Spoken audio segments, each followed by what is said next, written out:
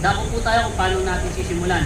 Siyempre, una po doon, check po natin yung ating sipag kung meron po siyang mga butas.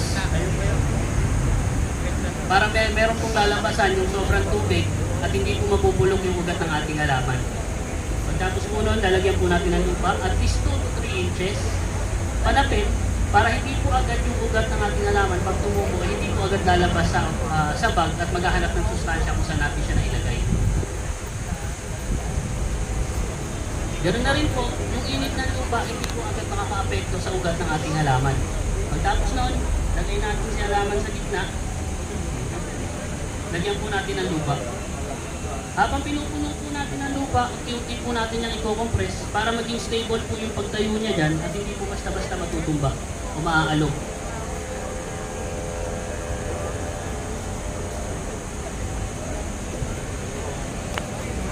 Punuin po natin ng lupa.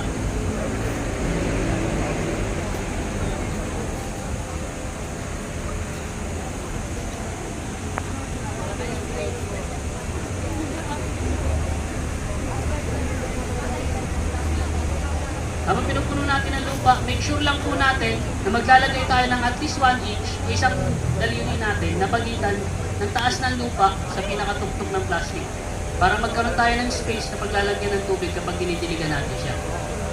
Pagtapos po niyan, tapos na po tayo. Pwede na tayong kumuha ng isa pa, gumawa ulit, mag-rebag ulit, hanggang sa makarami tayo. Pero syempre dito po sa Million Trees, meron na kaming kagawian kasanayan na ginagawa kapag nag-aasikaso at nag-aalaga ng halaman. Na sana kayo po, gawin nyo rin po mamaya. Unang-una po doon, lumiti po tayo.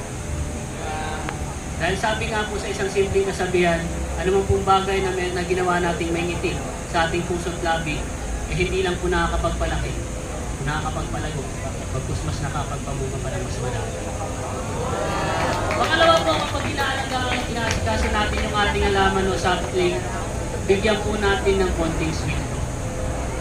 Kausapin natin, bigyan natin ng pangalan. Dahil isa pa nga po, sa isang kasabihan na pinaniniwalaan namin, ang halaman ay buhay at ang halaman ay buhay. Lamang po, maraming salamat.